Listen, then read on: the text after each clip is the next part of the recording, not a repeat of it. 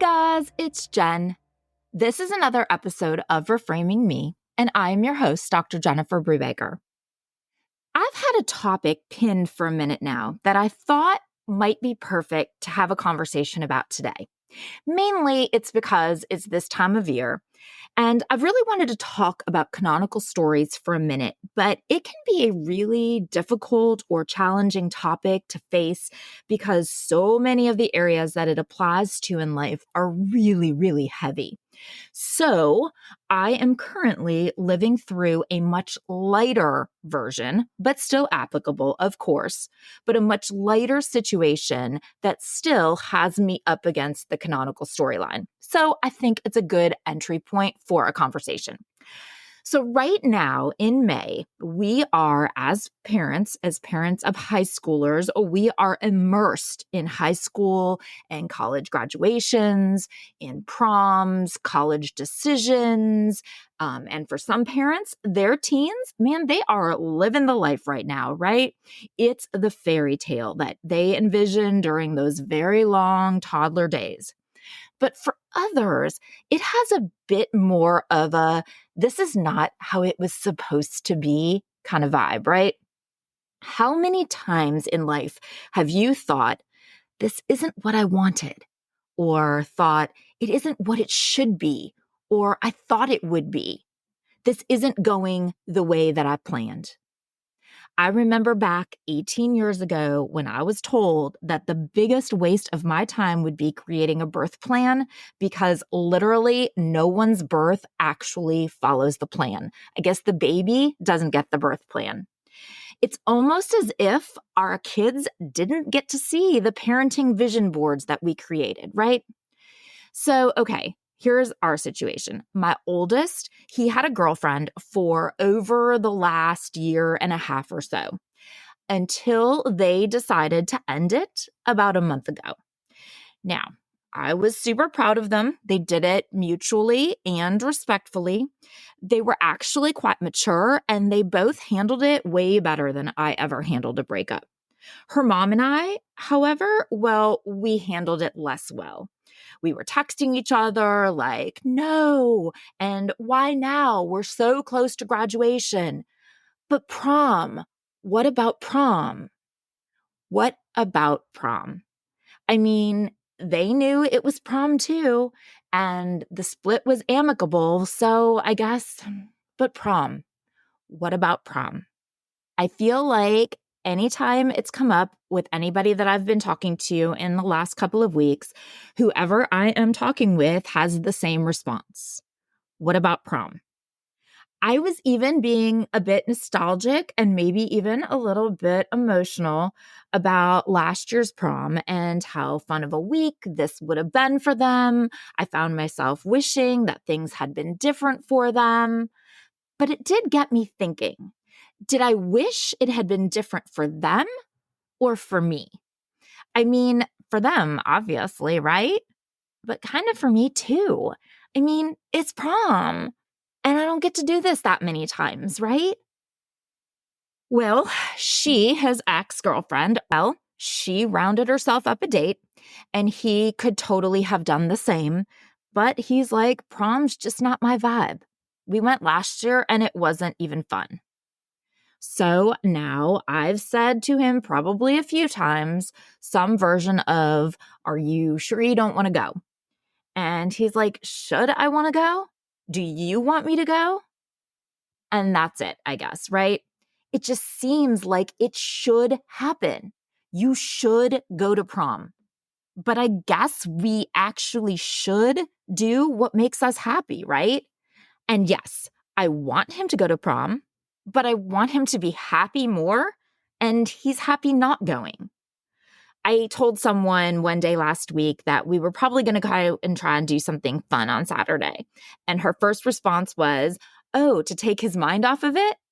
And then we both laughed and were like, I guess it's to take my mind off of it because I'm the one who feels like we're missing out, like he's missing out. He's perfectly happy. He probably hasn't even given it a second thought other than when I keep bringing it up. But when I see prom pictures on social media, right, handsome boys just like him with their beautiful dates, friends all around them, posing in beautiful clothes in the most gorgeous spots, smiling, happy, heading off to dance and laugh. Prom pictures that look like the fairy tale. But is it the fairy tale? Maybe or maybe not. But what it is the canonical storyline. So yes, that is what we are having a conversation about today. Canonical stories. What they are, where they come from, and how to handle when you or your teen or your family doesn't follow the script. Canonical stories are the stories that essentially set the boundaries of what is the quote acceptable practice against which all other stories are judged. It's the generally acceptable version. It's the right way. And when our actions deviate from the canonical story, we often feel a need to explain or justify or excuse the action. We may feel like we're missing out. Canonical stories are important, don't get me wrong. They play a crucial role in shaping both our society's dynamics and our families' communication and dynamics. They're like the benchmarks or the reference points that we use so that we can judge and we can evaluate our behaviors. And we can evaluate and judge other people's behaviors. Eventually, we start to take them for granted and just accept that it's the way that it is. So these narratives are important because they embody like the values or norms or expectations that we have and consider to be acceptable practices. And we need them as a way to understand how society works and to understand the expectations of us to be part of that society. And the same thing with our families. We need canonical storylines so that we understand how our family works and what is expected of us within our families. However, and it's a big however, because yes, these narratives are super important to maintain that stability and keep everything functioning. But just like everything else that we've talked about, there needs to be room for change and growth and understanding and acceptance that just because it's the canonical story doesn't mean it's the only story. It doesn't always mean it's the right way, because that can be really difficult to deal with. Feeling like you are doing something wrong simply because you're not following the narrative that your family or that society sees as being acceptable. And when any family member, but especially a teenager who is still developing their identity and navigating their place within the family and within the world, when they deviate from the canonical storyline, it makes us uncomfortable. And it can even lead to conflict and challenges within the family. Because for parents, we have certain expectations based on these narratives, expectations that we have gathered from our own families of origin, from our culture, from our religion, from the media, from society. And we have these expectations, and it can be terribly hard for us to adjust and to accept when your child is the one who is deviating from the narrative. And so you see yourself being stuck between your child and what you expected. What you may even feel like was expected of you to produce as a parent. And then there's social media. Oh, social media never helps, right? Because we are constantly bombarded by these canonical storylines. We see what feels like literally everyone else's lives following the script, and ours isn't. What's wrong with us? What's wrong with our child? What's wrong with our family? This produces a feeling of dissonance.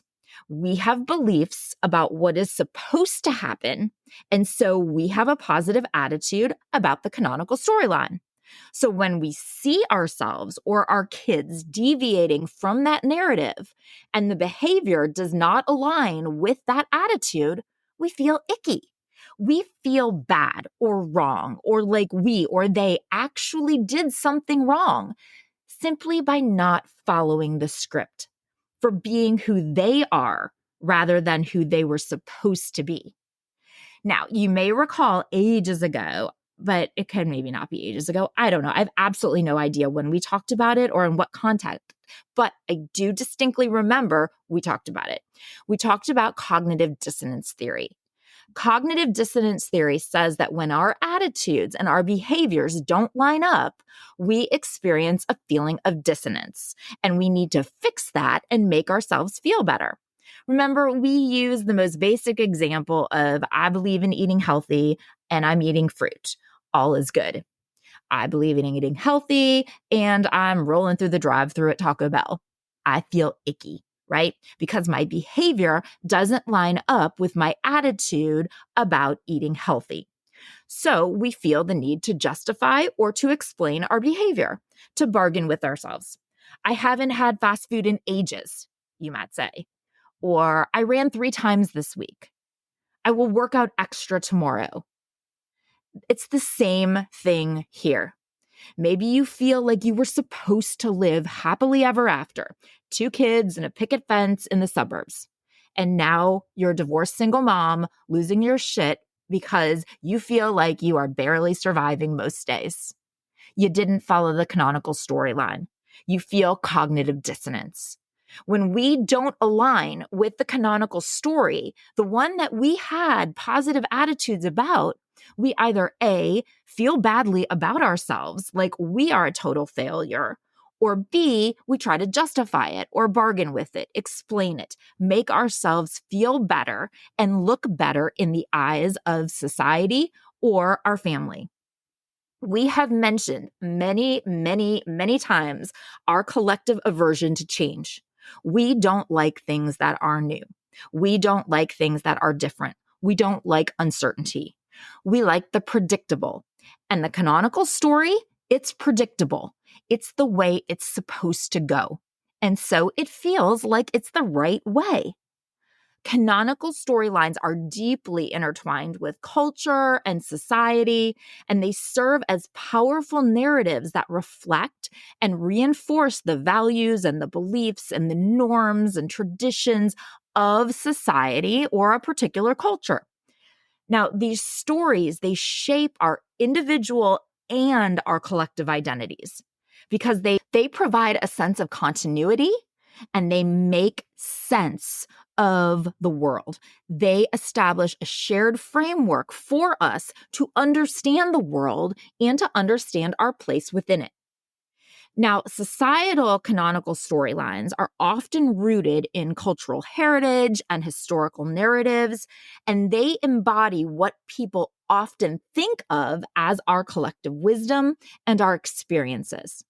They are super helpful in preserving the stories or the cultural values and transmitting the traditions and the norms and the customs, all of those things that provide us a sense of continuity and a sense of connection to the past and to each other, even now in the present.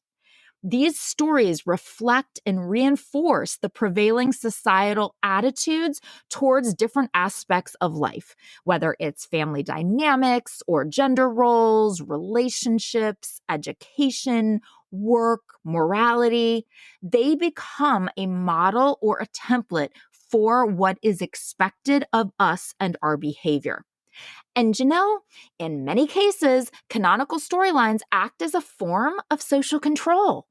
They regulate individual behavior and they maintain the social order of a community or a society. They establish the boundaries of what is acceptable behavior, what our moral codes are, our ethical standards, and what societal expectations are of you. And any deviations are often met with disapproval or ostracism or even punishment because they challenge the status quo and they disrupt the established social order. And canonical storylines, they influence the communication patterns and the communication dynamics in a culture or a society. The shared stories and narratives are a basis for building our social connections, for fostering empathy, and for promoting a sense of belonging or cohesion in the group, but they also can hold people down. They also can reinforce stereotypes. They also can prevent you from trying something new. In society and in many families, the canonical stories are deeply ingrained narratives that are passed down through generations. And families, they kind of blend their own personal narratives with the ones that society has set. So things that include like triumph over adversity, or stories that highlight the importance of family or friendship or loyalty, of sacrifice or of resilience. And there are totally the stories also that reinforce gender roles or cultural traditions or romantic relationships or behavioral expectations. And these stories are the foundation for understanding the family's identity and values and providing a framework for behavior and interactions among the family members as well as within society. So, okay, how does this relate and why are we talking about it today? Well, prom, of course, and graduation and college acceptances and college decisions, and of course, the 2 zillion other things that are just canonical storylines that we face every day, not just in May. Some are simple, although simple never implies easy, right? Especially when it's our own child. Maybe you've always been particular about your appearance. You love to shop and you take a lot of pride in like your hair and your makeup and your presentation whenever you're out working or out in social circles. Okay. And then maybe your child, maybe she's emo. She definitely doesn't take after you in that regard, right? The most rebellious look maybe that you ever had was back when we wore multiple swatches. I mean, really, why? Just why did we? Why did we wear so many watches? Anyway, you look at her clothes and her hair and her piercings and her obsession with thrifting. God forbid you tried to get her to wear something new, right? You see the other moms and their daughters. You see how they interact, how the daughters behave and look and dress. And of course, you think your daughter is great. You love her. But still, maybe it's not what you envisioned. The blue hair and heavy makeup and the clothes that personally you feel make her look homeless and not in the I just got a spray tan way, right? It's simple. It's harmless, right? The makeup washes off. The blue hair will fade. But it's still not easy when you feel other parents' judgmental eyes. When you are with your own parents, maybe, and you hear your mother's disapproving comments about her clothes. It's simple, but it's not easy. So it's prom. It doesn't matter. I went to senior prom with some rando dude that I never saw again. Was my life any better or any different because I went? I cannot say that it was. Was I happy going? You know, to be completely honest, while I don't specifically remember, it is one of those years that I mentioned in the last Gen is Zen that is foggy at best. But anyway, while I don't specifically remember my happiness level, I can tell you with certainty because I know me and I know my typical MO. I absolutely felt like I needed to go, like it was what I was supposed to do. Like I would be missing out on some major life event if I didn't. I assumed I would disappoint my mom or I would look like I was pathetic to others if I didn't go. It was the quote special night that everyone went to, right? We have the pictures to prove it. We have the pictures to prove that I went. Me and random tall Dave. Did it matter if I was happy or comfortable or even really wanted to go? All that mattered was that the canonical story was you went to prom. You went shopping for a dress. Your mom got pictures. And I just always assumed we'd always go to prom, that he'd go to prom. When he went last year, it was sweet. They were a cute, happy couple to begin with. They had the cute promposal. We took the pictures. Was it fun? Does that even matter? So, of course, when they separated less than a month before prom, our first thought was, but prom, what about prom? Such a simple thing, but simple doesn't mean easy. So yes, we're talking about it today because this time of year is filled with these situations. Some simple, like prom, some less simple, college decisions. The canonical storyline is that you graduate from high school, you go, usually move away to establish your independence, right? And to grow, spread your wings. Mom's hearts are broken as their babies fly from the nest. They go to a fun and exciting college where they have the best years of their life. Parents visit, but not too much. Kids have fun, but not too much. And then once again, they graduate. And for some, really for many, right? That's why it's the canonical story.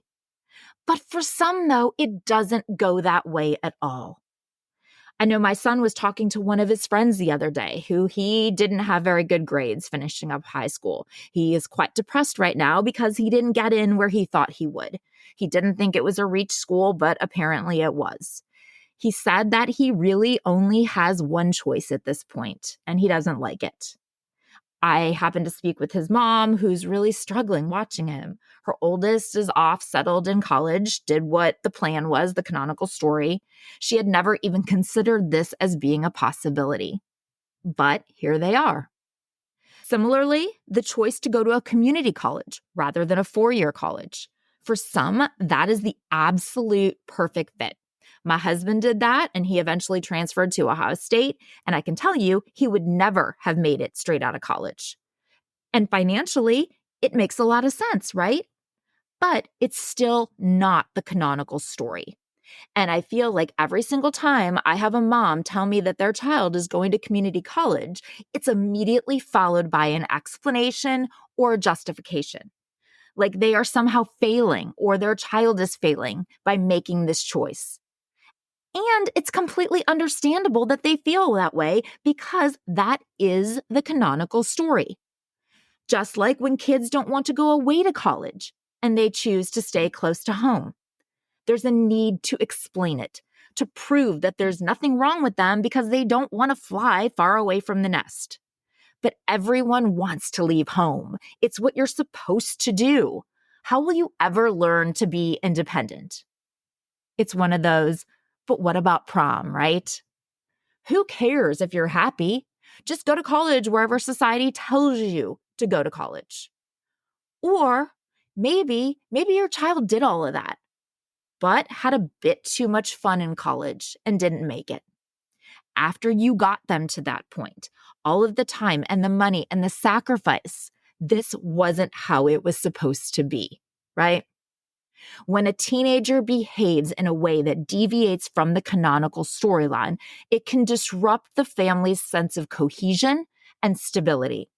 So if the family's canonical story has always emphasized the importance of academic success and hard work, that teen who failed out of college, or a teen who struggles in school, or who is totally disinterested in education, any of those may be seen as a disappointment or a source of concern or even an embarrassment to their families.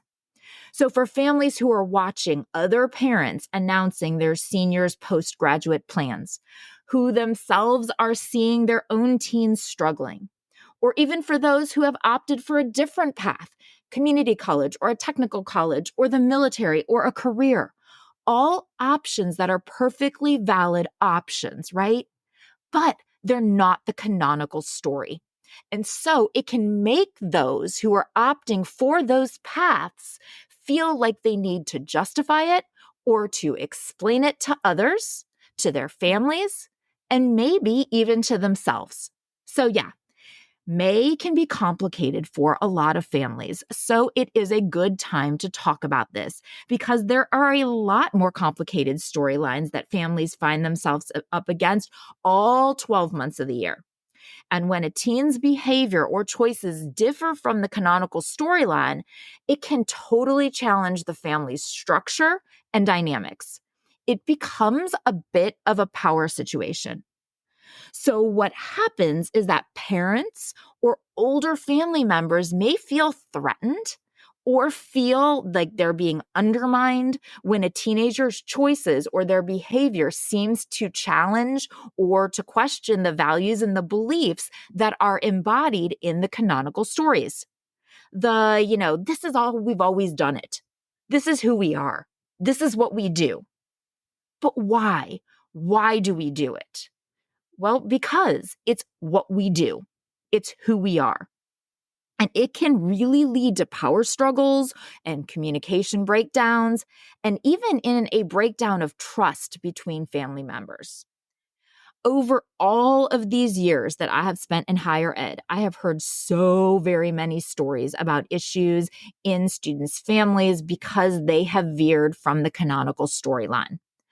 Of course, they didn't really see that that's what it was, right? And probably why so many of them like to take family communication. So let's talk about the 5 primary canonical story areas that commonly cause issues in families. First, well, it goes to what we were just talking about, right?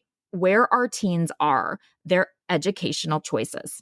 So this can be like how in families where academic achievement and pursuing higher education are central to the canonical story. If that teen wants to take a non-traditional education path, they might see a lot of resistance or skepticism from their family. And relatedly, their career choices or their career aspirations, it may start with their choice of a major. And trust me, this is a tough one for them. Remember, I am a professor in communication studies. Well, we all know how to communicate. Why would you major in that? Right, because that's what it is. Totally. Well, A, everyone doesn't know how to communicate. If they did, the world would be much better.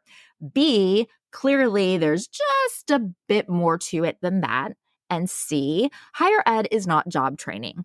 But that's a topic entirely of its own that I cannot get on my soapbox about right now. But if a family's canonical story emphasizes the importance of pursuing a prestigious, high-paying career for the financial security of it or the social status of it. Have you seen that meme that's a father and a son? I think they're on a plane or something. And someone is like, is there a doctor here? And the father nudges the son and he's like, see, you should have been a doctor. They're not asking if anyone can make a PDF. Oh my gosh, it's funny. When I went into Boston a couple of months ago, that happened on the plane. They needed a doctor for a passenger. And that's like the second time recently that I've been on a plane where they called for a doctor. Of course, both times I hate to say it was probably terrible, but I kind of laughed to myself like, well, I'm a doctor. I mean, not that kind of doctor, but if they need some help for their family communication, if they're in a fight or something, or if they need some help with their branding or need some guidance running a political campaign, totally, I am your girl. But their heart or something like that, yeah, I can't really help you with that. Anyway, if a family has expectations of their child becoming something that they deem to be important or prestigious or whatever, like a doctor or a lawyer or a bank executive or whatever, and instead their child wants to be an artist or a musician, that's quite a deviation, and it can lead to tension and to conflict. The parents may see their choice as being risky or impractical or not aligning with the family's values of stability and financial success. And they may struggle to understand and to support their teenagers' creative pursuits. And third, a big one, religious beliefs. I am a college professor in the Bible Belt. This is another one that I see quite often. When a family has religion as a central component of their canonical story, a teenager may begin to question or to reject those beliefs as they start to explore their own spirituality and find their own worldview. So, a teenager who was raised in a conservative religious household may come out as being atheist or agnostic. They may challenge the family's deeply held religious values and traditions. This can cause a huge strain within the family. The parents or other family members may view the teen's rejection of their faith as a personal betrayal or a threat to the family's cohesion and identity. Similarly, fourth, is politics or social activism. And if I thought my soapbox on the role of higher ed was an episode in and of itself, then my soapbox on political division in families would be a whole series on its own. So I'm going to need to rein it in here. So I will keep it neutral. Now, if a family has a canonical story that revolves maybe around maintaining harmony in the family by avoiding conflict and just steering clear of controversial topics, like don't even bring these things up. Keep it in the safe zone, y'all. Well, if your teen becomes passionate about politics or social justice causes like environmental activism or racial equality or LGBTQ plus rights, this may totally clash with the family's preference to just avoid controversial topics and issues altogether. So the teen's outspokenness and their involvement or activism can really push the family out of its comfort zone. And then obviously, if parents and teens or grandparents and teens or siblings or whatever, if families find themselves on opposite sides of an issue or opposite sides of the political spectrum, well, that's when things get really rough. There's disagreements and misunderstandings and even total family rifts. But I'm going to make myself stop there. We're going to put a pin in that one for now, but we will return to it, I promise. And fifth, another big one is their relationship choices. So if a family places importance on the canonical story of maintaining cultural or societal expectations when it comes to romantic relationships, maybe if a teenager enters into a relationship with a partner who comes from a different cultural background or has different religious beliefs, or the teen identifies as LGBTQ+. Any of those kinds of situations can really challenge the family's norms and values. The teenager's choice of a partner might be met with disapproval or with judgment or resistance or even hostility from family members because they are struggling to accept the relationship because of the differences in values or in beliefs, or because of what they think are societal expectations. This can really lead to conflict and emotional turmoil within the family as they just won't accept or understand the teen's relationship choices. And some families, well, they don't respond to deviations from any of the canonical storylines very well. The teen's deviation from that storyline can trigger a range of emotional responses within the family. Parents may experience feelings of confusion or disappointment or even shame. And so the teenager feels misunderstood or judged or restricted in their ability to express who they really are. And parents may even attempt to enforce conformity through using pressure or criticism or even punishment. And that does not help. It never helps. It only creates hostile environments for the teens and prevents any type of healthy communication in the family. And it can create a cycle of conflict and tension within the family that affects the overall dynamics and well-being of everyone. And for what?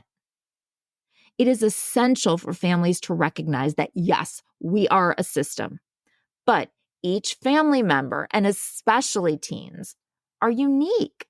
And they may all have different perspectives or values or aspirations. And especially for teens at this point when they are trying to discover who they are and what they think and how they feel and how they fit into this world. And these perspectives and values that they find may not align perfectly with the canonical stories of the family. And that has to be okay. I have worked with college students literally since I was one. The first class that I taught was in 1999 when I was 23 years old. And in those, 25 years? 25 years? Wow, it sounds so long when you say it like that. But in those 25 years, I can tell you, if they have issues with their families, I will tell you that most of them, all they want is for their families to just accept them for who they are, to be open-minded, to realize maybe that it's not 1992, to be willing to accept their perspective, even if they don't agree with it. So let's talk about navigating all of this, okay? Because it can be hard, whether it's something as simple as feeling, but what about prom? Or if it's something as complex as accepting a transgender child. It is crucial for families to foster open and empathetic communication. And yes, I realize that that is my one-size-fits-all solution, it may seem. And yes, I am also quite aware that that is not as easy as I may make it sound when I say be open and empathetic. 100%. I get it. But remember, I said it's simple, but that doesn't make it easy. But that also doesn't mean that we still don't do it, that we still don't try. So first, my standard question to myself is always, are they happy? And I mean, obviously, as long as they're not physically harming themselves in some way. Are they happy? Because ultimately, when it comes down to it, I want them to be happy. We want them to be happy, right? So like with prom, did I want him to go? Of course I did. Was he happy not going to prom? 100%. He had a house full of friends over the night before and friends around that day, and that was more important to him. That's what he finds to be fun. That makes him happy. Prom, homecomings and prom, he's been to them and it's not his jam. So which would I rather? Him happy and at home, or unhappy and where he, quote, should be? And yes, to me, in my opinion, that does also extend to the bigger things as well. Instead of rigidly enforcing conformity to the canonical storylines, we need to put forth the effort, and we should strive to understand and respect each other's perspectives, even when they diverge from traditional expectations or from our expectations. Second, so all of the things that we have talked about on this show time and time and time again about healthy communication, about encouraging open dialogue, about being active listeners, about being open-minded.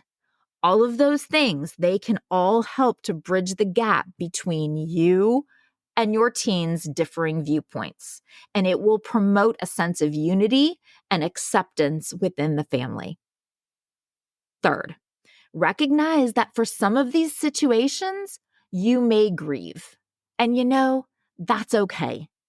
Whether it's grieving something silly like the prom that never was, or grieving the graduation that won't happen, or the relationship that you would imagine, or whatever it is that you're grieving.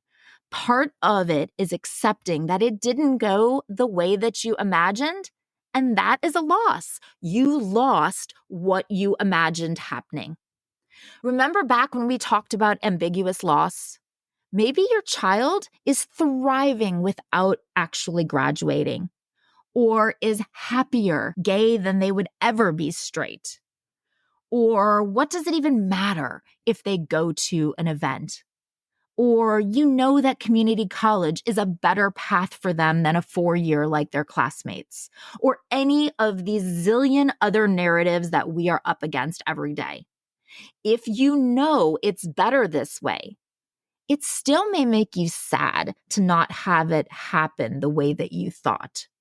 You may feel a loss for what you thought would be. Should you get stuck there? Absolutely not.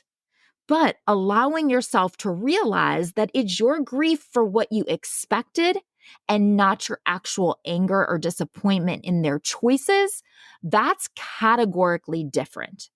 And just recognizing that difference could make a valuable improvement in the relationship with your child. Fourth, while canonical stories can provide a sense of continuity and identity for families, it's important to recognize that individuals, and especially teenagers, each person is a dynamic being with their own beliefs, their own values, their own aspirations. And embracing that diversity and being flexible in our families can lead to greater understanding and resilience and peace within our families. It can allow us to be supportive and nurturing and allow everyone to thrive and grow. And fifth, it is important to recognize that canonical storylines are not static.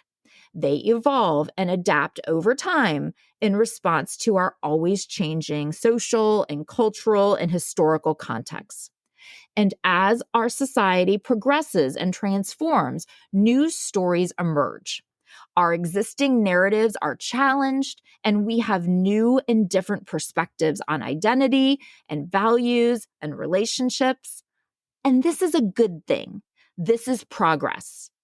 But it doesn't mean it's easy to accept sometimes, right? Remember, just because it's simple doesn't make it easy. A good friend who I was talking to about my prom sadness said that when her son didn't go to prom, her sister told her that we're not living in a John Hughes movie. These kids know what they're doing. And I love that because she is totally right. And although in Pretty in Pink, I will say, I do clearly remember when she confronted Blaine in the hallway and her exact words were, "What about prom, Blaine? What about prom?" And he tried to divert her and she's like, "No, what about prom?" Perhaps I watched that movie too many times growing up, right? Maybe we all did. But we are not, in fact, living in a 90s John Hughes movie or in the 90s or in a movie.